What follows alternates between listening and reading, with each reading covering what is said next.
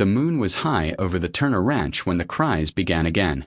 They echoed across the fields, sharp, desperate wails that pierced the night wind. Ethan Turner, a young widowed cowboy barely past 30, stumbled from his bed, half asleep and heavy-eyed. He'd been up every night for a week. His newborn son, Samuel, had lungs strong enough to shake the rafters and a grief deep enough to match his father's. "Sure, little one," Ethan murmured, rocking the baby in his calloused arms. "I'm tryin', son. I'm tryin'." The crib was empty. Too quiet without her. His wife, Mary, had passed away giving birth 3 weeks before. Since then, the house felt hollow. One man, one baby, and too many memories that hurt to touch. The lantern burned low. Ethan's rough hands trembled as he held the crying child. He'd tried everything. Warm milk, singing, walking in circles. Nothing eased the pain. The baby cried for a mother who wasn't there. And Ethan cried too, though never loud enough for anyone to hear. Next door, across a split-rail fence, the light flicked on in a small cabin. Clara Dawson, a young widow herself, sat up and listened. Her heart clenched at the sound. She'd buried her husband 2 years earlier and had no children of her own, but she knew the cry of a hungry, heartbroken infant.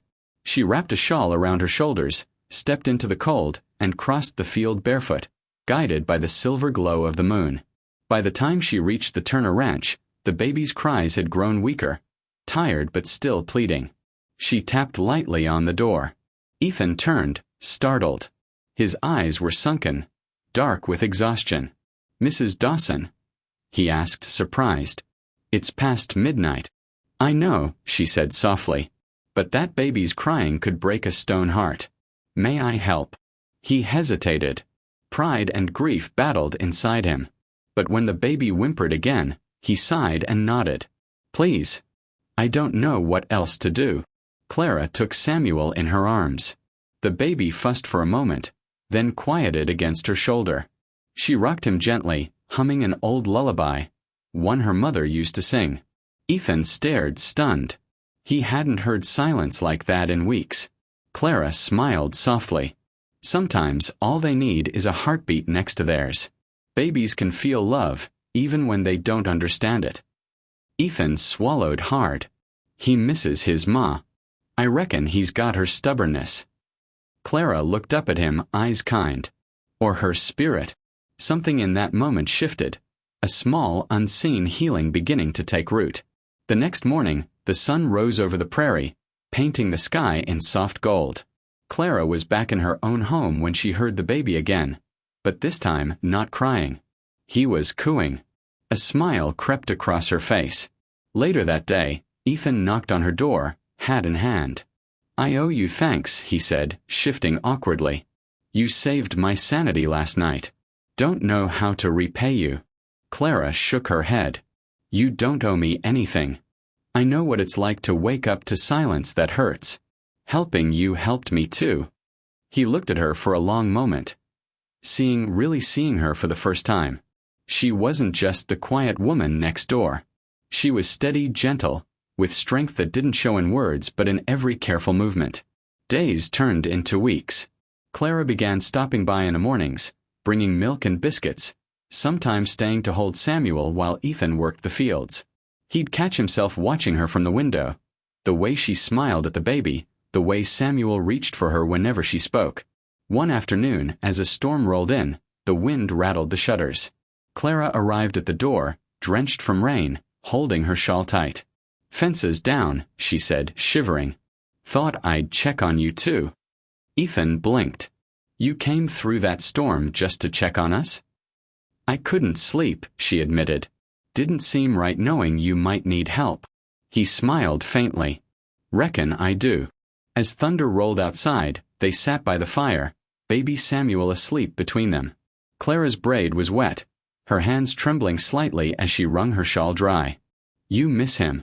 Ethan asked quietly. She nodded. "Every day. But I've learned something since then."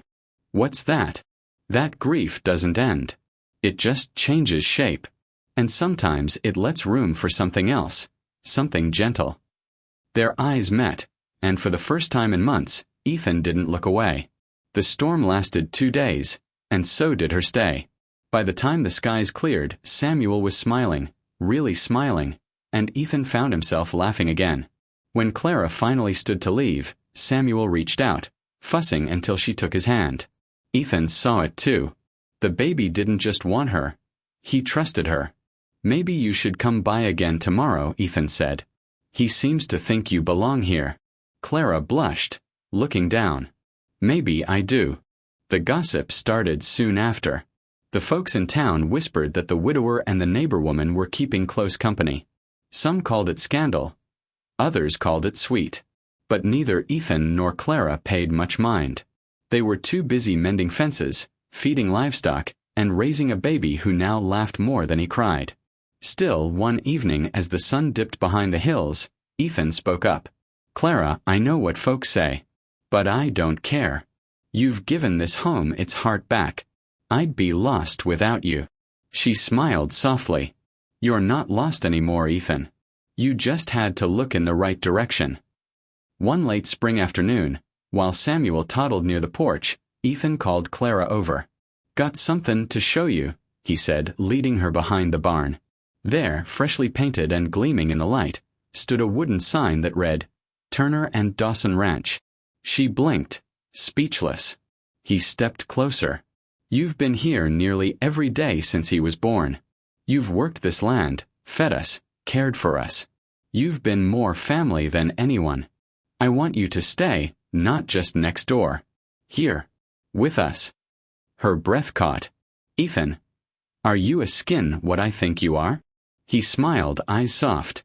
"I reckon I am." The wedding was small, just the preacher, a few neighbors, and one giggling baby in Clara's arms.